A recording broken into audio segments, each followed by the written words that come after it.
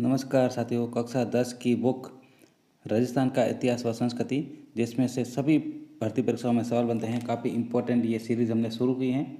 देखिए, हमने अभी तक पहला पार्ट करवा दिया है, राजस्थान का इतिहास एक परिचय, और राजस्थान के प्रमुख संत और लेखदाता, ये दोनों हमने करवा दी हैं। आज बारी है राजस्थान के उत्सव, त्यौहार व मेले। इसके अलावा राजस्थान के वस्त्र एवं आभूषण, तो इनको लेकर ये आज का वीडियो रहेगा। गणगौर की सवारी में ईश्वर जी किसका प्रतीक है? तो शिव। ये सवाल अभी सेकंड ग्रेड में पूछा गया है। यह सेकंड ग्रेड में ये सवाल अभी आया था। ईश्वर जी और ईश्वरी जी किन का प्रतीक हैं? तो ये शिव और पार्वती हैं। तो ईश्वर जी शिव। इम्पोर्टेंट सवाल परीक्षा में अभी आया है सेकंड ग्रेड में। फिर दूसरा सवाल, किस विदेशी इतिहासकार ने गणगौर की सवारी का रोचक वर्णन किया? तो कर्नल जेम्स टॉड। राजस्थान में तीज कहाँ की प्रसिद्ध हैं? तो ये जयपुर की प्रसिद्ध हैं तीज। इम्पोर्टेंट सवाल है, परीक्षा में आया हुआ सवाल ये। बूंदी का कजली तीज का त्यौहार कब मनाया जाता है? तो भाद्रपद शुक्ल तृतीया को। फिर है, होली का त्यौहार कब मनाया जाता है? तो फाल्गुन पूर्णिमा को मनाया जाता है होली का त्यौहार। राजस्थान में कोड़ा मार होली, ये सम्मिलित करने को लेकर परीक्षा में अक्सर पूछा जाता है, और सीईटी में परीक्षा में पूछा जा सकता है। राजस्थान में कोड़ा मार होली, तो ये भिनाई। फिर देखिए लठमार होली, तो लठमार होली कहाँ पे? तो ये श्री महावीर जी की जो होली है। फिर आगे देखिए, शेखावटी में होली के अवसर कौन सा नृत्य किया जाता है? तो ये गिद्ध नृत्य किया जाता है शेखावटी की होली में। लेकिन प्रश्न पूछा जाता है, गिद्ध नृत्य कहाँ का प्रसिद्ध है? तो ये शेखावटी का। सवाल कुछ ऐसे आता है कि जो गिद्ध नृत्य है वो कहाँ का प्रसिद्ध है? तो शेखावटी क्षेत्र का। पत्थरों की होली कहाँ पर खेली जाती है? तो ये बाड़मेर में खेली जाती है, और ये परीक्षा में सवाल पूछा गया है। बाड़मेर में होली के अवसर पर किसकी बारात निकाली जाती है? तो इलोजी की बारात निकाली जाती है बाड़मेर में होली के अवसर पर। अक्षय तृतीया कब मनाई जाती है? तो वैशाख शुक्ल तृतीया को। इम्पोर्टेंट सवाल है और परीक्षा में पूछा जा सकता है। अक्षय तृतीया कब मनाई जाती है? वैशाख शुक्ल तृतीया को। बीकानेर की स्थापना दिवस, तो अक्षय तृतीया 1488, बीकानेर की स्थापना अक्षय तृतीया को 1488 में। जैनों का सबसे पवित्र व महत्वपूर्ण उत्सव कौन सा होता है? तो ये पसन, भद्रपद में। ये पूछा जाता है पसन जो उत्सव है वो किस से संबंधित? तो जैनों से संबंधित है, याद रखेंगे। पसन किससे संबंधित है? तो ये जैनों से। ये पर्युषण है का अंतिम दिवस क्या कहलाता है? तो वो संवत्सरी कहलाती है। पर्युषण का अंतिम दिवस संवत्सरी। मुसलमानों के किस त्यौहार को बकरा ईद कहा जाता है? तो ईद उल जोहा को बकरा ईद कहा जाता है। रमजान की समाप्ति का दिन क्या कहलाता है? तो ईद उल फितर कहलाता है। मुहर्रम के अवसर पर किसकी याद में ताजिए निकाले जाते हैं? तो हुसैन इमाम की याद में। अन्नकूट का मेला किस स्थान पर आयोजित होता है? तो ये नाथद्वारा में होता है। अन्नकूट का मेला नाथद्वारा में।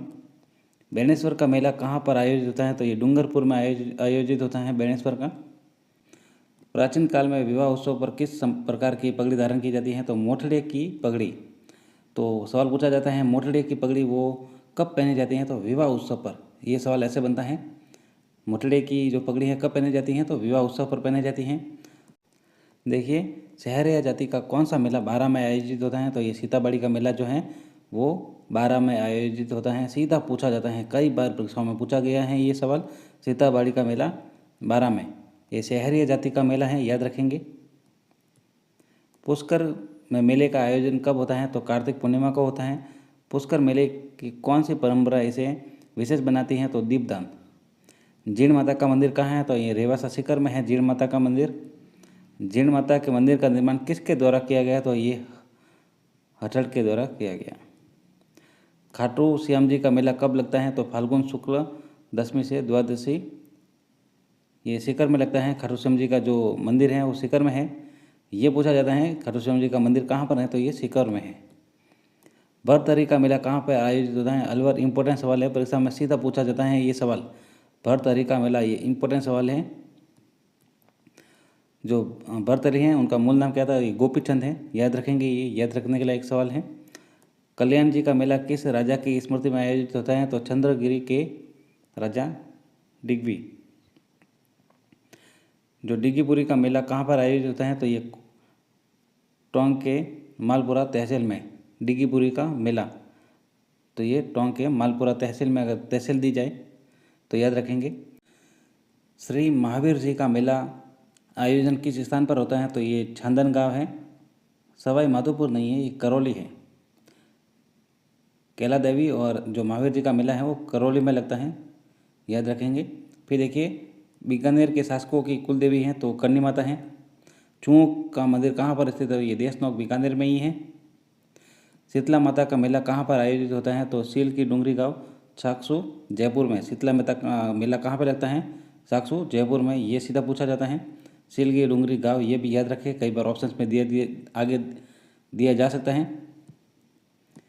किस देवी के मेले को बैलगाड़ी का मेला कहा जाता है, शीतला माता का मेला। इंपॉर्टेंट सवाल है, परीक्षा में पूछा जा सकता है। जो बैलगाड़ी का मेला किसे कहा जाता है, तो शीतला माता के मेले को बैलगाड़ी का मेला कहा जाता है। शीतला माता के मंदिर का निर्माण किसने करवाया, तो ये माधो सिंह ने करवाया। शीतला माता के उत्तर भारत में किस नाम से जाना जाता है, तो महामाई। शीतला माता को पश्चिम भारत में किस नाम से जाना जाता है, तो माई अंदामा। शीतला माता को राजस्थान के अन्य किस नाम से जाना जाता है, तो सैंडल माता। सैंडल माता कौन सी है, शीतला माता, याद रखेंगे। कैला देवी का मेला कहाँ पर आयोजित होता है, तो ये भी करौली है, कैला देवी का मेला करौली है, ये गलत है। कैला देवी का मेला कहाँ पर लगता है, करौली में लगता है। कैला देवी का मंदिर के सामने स्थित हनुमान जी का मंदिर किस नाम से जाना जाता है, तो ये लांगुरिया। कैला देवी को किसका अवतार माना जाता है, तो कृष्ण की बहन योग माया। कपिल मुनि का मेला कहाँ पर लगता है, तो ये कोलायत बीकानेर, ये इंपॉर्टेंट सवाल है। ऐसे ही सवाल परीक्षा में पूछे जाते हैं, जिनको इंपॉर्टेंट बता रहा हूँ वो साथियों परीक्षा में आए हुए हैं और आगे भी आ सकते हैं। ख्वाजा मोइनुद्दीन चिश्ती मूल रूप से कहाँ के निवासी थे, तो ये ईरान के निवासी थे। ख्वाजा मोइनुद्दीन चिश्ती को अन्य किस नाम से जाना जाता है, तो गरीब नवाज। गरीब नवाज के नाम से किसे जाना जाता है, तो ख्वाजा मोइनुद्दीन चिश्ती को पूछा गया है सवाल और वापस पूछा जा सकता है। गरीब नवाज से किन्हें जाना जाता है, तो ख्वाजा मोइनुद्दीन चिश्ती को। ख्वाजा मोइनुद्दीन चिश्ती का उर्स कहाँ पर आयोजित होता है, तो ये अजमेर में, ये भी पूछा गया है सवाल, इंपॉर्टेंट सवाल है। ख्वाजा मोइनुद्दीन चिश्ती की दरगाह में बड़ी देग किसने दान की, तो अकबर ने। ये भी इंपॉर्टेंट सवाल साथियों परीक्षा में पूछा गया है सवाल। ये तीनों जो सवाल हैं ये परीक्षा में पूछे गए हैं, तीनों ही इंपॉर्टेंट है। एक बार वापस देख लेते हैं। ख्वाजा मोइनुद्दीन चिश्ती किस अन्य नाम से, तो गरीब नवाज। गरीब नवाज को के नाम से कौन जाना जाता है, तो ख्वाजा मोइनुद्दीन चिश्ती। फिर देखिए ख्वाजा मोइनुद्दीन चिश्ती का उर्स कहाँ पर आयोजित होता है, तो ये अजमेर में होता है। ख्वाजा मोइनुद्दीन चिश्ती की जो दरगाह है वहाँ पर बड़ी देग किसने दान की, तो वो अकबर ने दान की, मुगल बादशाह अकबर ने। ख्वाजा मोइनुद्दीन चिश्ती की दरगाह में छोटी देग किसने दान की, तो ये जहांगीर ने की। सैयद फखरुद्दीन की दरगाह कहाँ पर है, तो गलियाकोट डूंगरपुर में है सैयद फखरुद्दीन की दरगाह। गलियाकोट उर्स किस समुदाय के लिए धार्मिक आस्था का स्थल है, तो बोहरा संप्रदाय के लिए। गलियाकोट उर्स जो बोहरा संप्रदाय, तो ये गलियाकोट। राजस्थान का कौन सा मेला आदिवासियों का कुंभ कहलाता है, तो ये बेणेश्वर का मेला। बेणेश्वर का मेला डूंगरपुर। आदिवासियों का कुंभ, सीधा सवाल आता है, आदिवासियों का कुंभ कौन सा मेला है, तो ये बेणेश्वर का मेला है, याद रखेंगे। बेणेश्वर मेले का आयोजन कहाँ पर होता है, तो ये नवादपुरा आसपुर तहसील डूंगरपुर। फिर देखिए खलकाणी माता गंधर्व मेले का आयोजन कहाँ पर होता है, तो भाव गढ़वतिया जयपुर में। आगे का जो पाठ है वो राजस्थान के वस्त्र और आभूषण, ये बुक है 10th की। अगर वीडियो अच्छा लगे तो चैनल को सब्सक्राइब कर दीजिएगा, अन्यथा कोई समस्या नहीं है, आप वीडियो जरूर देखें, आपके ज़रूर काम आएगा। देखिए राजस्थान के वस्त्र व आभूषण। राजस्थानी वेशभूषा का सबसे प्रमुख विशेषता क्या है, तो रंग बिरंगापन। ये राजस्थान की वेशभूषा की जो प्रमुख विशेषता है रंग बिरंगापन। सामान्य ग्रामीण क्षेत्र में धोती के साथ कौन सा वस्त्र धारण किया जाता है, तो पछेवड़े धारण किए जाते हैं धोती के साथ, याद रखेंगे। सामान्य तो ये पछेवड़े क्या हैं, तो ये वस्त्र हैं, याद रखेंगे। प्राचीन काल में विवाह उत्सव पर किस प्रकार की पगड़ी धारण की जाती है, तो मोठड़े की पगड़ी। तो सवाल पूछा जाता है मोठड़े की पगड़ी वो कब पहनी जाती है, तो विवाह उत्सव पर। ये सवाल ऐसे बनता है। मोटड़े की जो पगड़ी है कब पहनी जाती हैं? तो विवाह उत्सव पर पहनी जाती हैं। प्राचीन काल में दशहरे के अवसर पर किस प्रकार की पगड़ी धारण की जाती हैं? तो मदिल। होली के अवसर पर किस प्रकार की पगड़ी धारण की जाती हैं? तो फूल पत्ती की छपाई वाली। प्राचीन समय में सुनार किस प्रकार की पगड़ी पहनते थे? तो आटे वाली पगड़ी। पगड़ी को चमकीली बनाने के लिए किसका प्रयोग किया जाता था? तो तुर्रे, सरपेच और बालाबंदी का। और ये देखिए दुगदुई, गोचपेच, पछेवड़ी, लटकन, फतेपेच आदि का। श्रावण मास में कौन सी पगड़ी धारण की जाती है? तो ये लहरिया। तनसुख, दुतई, गाबा, गदर, मिर्जाई, डोडी, कानो, डगला आदि किसके प्रकार हैं? तो ये अंगरखी के प्रकार हैं। देखिए एक बार वापस देख लीजिए, ये परीक्षा में पूछे गए सवाल, जैसे तनसुख पूछा गया है, गाबा, गद्दर, मिर्जोई, डोडी ये पूछे गए सवाल हैं। तो ये किसका प्रकार है? तो ये अंगरखी के प्रकार हैं। राज्य में रंगाई का कार्य किन के द्वारा किया जाता है? तो रंगरेज अथवा नीलगर के द्वारा। मातृपक्ष की ओर से स्त्री को पुत्र जन्म पर किस रंग का पोंछा दिया जाता है? तो स्त्री को दिया जाता है, स्त्री को पुत्र के जन्म पर दिया जाता है पीले, और पुत्री के जन्म के अवसर पर दिया जाता है गुलाबी। ये याद रखेंगे। जो स्त्री को पुत्र जन्म पर तो पोंछा कौन सा दिया जाता है? पीला दिया जाता है। और पुत्र जन्म के अवसर पर कौन सा पोंछा दिया जाता है? तो गुलाबी। श्रावण मास में तीज के अवसर पर किस प्रकार की ओढ़नी ओढ़ी जाती हैं? तो ये लहरपात। ये सवाल पूछा गया है, याद रखेंगे। श्रावण मास में तीज के अवसर पर किस प्रकार की ओढ़नी ओढ़ी जाती हैं? तो लहरपात। लहरपात क्या है? तो ये ओढ़नी का एक प्रकार है जो तीज के अवसर पर पहनी जाती है। मांगलिक अवसर पर कितने रंग का लहरिया पहना जाता है? तो 5 या 5 रंग। कपड़े पर चमकदार गुलाबी रेखाएं जब दोनों तरफ से एक दूसरे को काटते हुए खींची जाए तो उसे क्या कहा जाता है? तो ये मोठड़ा कहा जाता है। ये सवाल पूछा गया है और कुछ ऐसा पूछा गया है साथियों कि इनमें से कौन सा सत्य नहीं है, ऐसा कुछ बताया गया। तो यहाँ पर कुछ अलग नाम दे दिया गया था, मुझे याद नहीं है। तो कपड़े पर चमकदार गुलाबी रंग से जब दोनों तरफ से एक दूसरे को काटते हुए खींची जाए तो उसे क्या कहा जाता है? तो मोठड़ा कहलाता है। याद रखेंगे ये लाइन, इसको पूछा जा सकता है वापस। समुद्र लहर का लहरिया कहाँ के रंगरेज बनाते हैं? तो ये जयपुर। दहेज कहाँ के प्रसिद्ध हैं? तो जोधपुर के प्रसिद्ध हैं दहेज। अजरक पद्धति के लिए कौन सा स्थान प्रसिद्ध है? तो अजरक है बाड़मेर। दोनों तरफ छपाई किस प्रिंट की पहचान है? तो ये अजरक की ही पहचान है। स्याह बगैर छपाई के लिए कौन सा स्थान प्रसिद्ध है? तो ये बगरू। राज्य में छपाई के क्षेत्र में किसे भौगोलिक संकेतक प्राप्त हो चुका है? तो ये देखिए सांगानेरी हैंड ब्लॉक प्रिंट और बगरू हैंड ब्लॉक प्रिंट और कोटा डोरिया को ये भौगोलिक संकेतक प्राप्त हो चुका है। कपड़े को किसी विशेष आकृति में काटकर उसे अन्य टुकड़ों के साथ टांका लगाकर सजावट के लिए प्रयोग करना क्या कहलाता है? तो ये छटापटी कहलाता है। ये मोठड़े का जो था आप जरूर याद रखें। वस्त्रों को भड़कीला बनाने के लिए किसका प्रयोग किया जाता है? तो गोटे का। चौड़ा गोटा किस नाम से जाना जाता है? तो ये लप्पा। कम चौड़ा गोटा क्या कहलाता है? तो लप्पी। अलग अलग रंग के कपड़ों को काटकर अन्य कपड़े पर सिलाई करना क्या कहलाता है? तो ये पैचवर्क कहलाता है। अलग अलग रंग के कपड़ों को काटकर अन्य कपड़ों पर सिलाई करना क्या कहलाता है? तो ये पैचवर्क।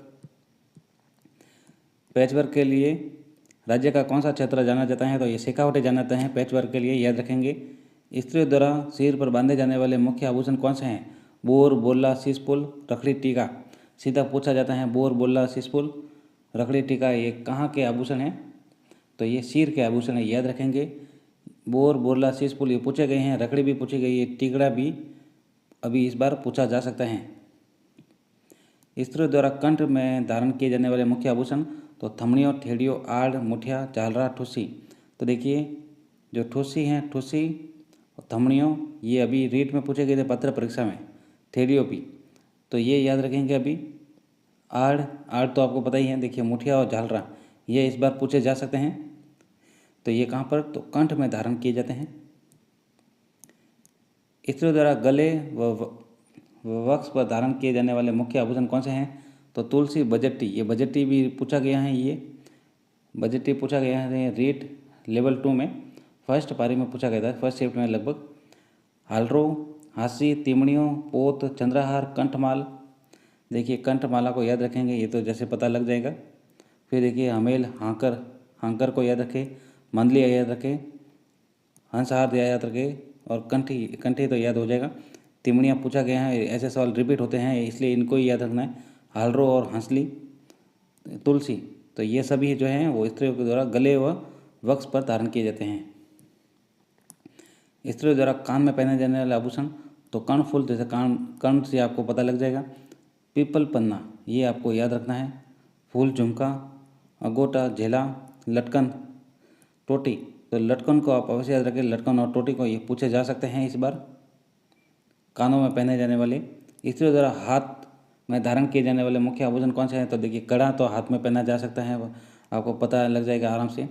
मोकड़ी, कंकण, कांता, नोगरी, चांट, गजरा, गोखरू, ये गोखरू को याद रखें, इम्पोर्टेंट है। और मोकड़ी को, ये हाथ में धारण किए जाने वाले आभूषण हैं। लाख की चूड़ियाँ क्या कहलाते हैं, तो ये मोकड़ी कहलाती हैं। कांच की चूड़ियाँ क्या कहलाती हैं, तो कातरिया। स्त्रियों द्वारा हाथ की अंगुलियों के धारण किए जाने वाले मुख्य आभूषण, तो हाथपान, बीटी, दामना, छड़ा आदि। स्त्रियों द्वारा पैर में धारण किए जाने वाले आभूषण, मुख्य आभूषण, तो पायल, कड़ा, लंगर, पायजेब, घुंघरू, नुपुर, झांझर, नेवरी। ये नेवरी इंपॉर्टेंट है, याद रखेंगे। पायजेब भी इंपॉर्टेंट है, बाकी आपको देख के आपको सीधा समझ आ जाएगा साथियों। स्त्रियों द्वारा नाक में पहने जाने वाले मुख्य आभूषण, तो नथ, बेसेर, बारी, भोगली, कांटा, चुन्नी, छोप। ये छोप पूछा जाता है, तो इसको अवश्य याद रखें साथियों। स्त्रियों द्वारा नाक में पहने जाने वाला आभूषण, यह पूछा जाएगा छोप को कहाँ पर पहना जाता है, छोप निम्न में से कहाँ का आभूषण है, ये ऐसा पूछा जाता है। तो छोप कहाँ का है, तो नाक में। स्त्रियों द्वारा कमर में धारण किए जाने वाला मुख्य आभूषण कौन सा है, तो कंदोरा, करदनी। और स्त्रियों के दांत में, दांत का आभूषण, तो रखन और छूप। निम्न में से दांत में पहने जाने, दांत से संबंधित आभूषण, तो ये छूप हैं। पुरुषों द्वारा कान में धारण किए जाने वाला आभूषण, तो मुर्किया, लौंग, जाले और चैलकड़ी। पुरुषों द्वारा हाथों में धारण किए जाने वाले आभूषण, तो बाजूबंद, कड़ा, नरमुख। पुरुषों द्वारा अंगुली में धारण किए जाने वाले, तो बीटी, बिठिया, मुंदड़ियाँ। बच्चों के हाथों और पाँवों के कड़े क्या कहलाते हैं, तो कडुलिया, कडुलिया। बच्चों के कानों में कौन सा आभूषण पहनाए जाते हैं, तो मोती, कुड़क, लुंग। साथियों आपका ज़्यादा समय नहीं ले रहे हैं, इधर उधर की बातें भी नहीं कर रहे हैं, आप बस पढ़ाई पर ध्यान रखिए। हम जितने भी सवाल होंगे आपको बता देंगे, पूरी आशा है इनमें से अच्छे सवाल आएंगे, और हम आपको बताएंगे भी कि ये सवाल आएंगे साथियों। राजस्थान का कौन सा शहर आभूषण व रत्न जड़ाई के लिए प्रसिद्ध है, ये इंपॉर्टेंट सवाल है, ये परीक्षा में पूछा गया है सवाल। कौन सा शहर आभूषण व रत्न जड़ाई के लिए प्रसिद्ध है, तो जयपुर। राजस्थान का कौन सा शहर चांदी के आभूषण व तारकसी के लिए प्रसिद्ध है, तो नाथद्वारा। ये भी इंपॉर्टेंट सवाल है, ये परीक्षा में पूछा गया सवाल, याद रखेंगे। चांदी के आभूषण और तारकसी के लिए प्रसिद्ध, तो नाथद्वारा। थेवा कला के लिए प्रसिद्ध, तो ये प्रतापगढ़। ये तो फेवरेट सवाल है साथियों, हर बार पूछा जाता है, इसको आप अवश्य याद रखें। प्रतापगढ़, थेवा कला। कांच पर सोने की बारीक चढ़ाई करना क्या कहलाता है, तो ये भी ये थेवा कला कहलाता है। और ये कहाँ पर है, तो प्रसिद्ध, तो ये प्रतापगढ़, याद रखेंगे। फिर अब नेक्स्ट वीडियो जो रहेगा साथियों, राजस्थान की जो चित्रकला व लोक कला हैं, मिलते हैं अगले वीडियो में। आप चैनल से बने रहे। वीडियो अच्छा लगे तो चैनल को सब्सक्राइब करें, और कोई कमी हो तो ज़रूर बताएं, हम उसको पूरा करने की कोशिश करेंगे। धन्यवाद साथियों, मिलते हैं अगले वीडियो में। धन्यवाद।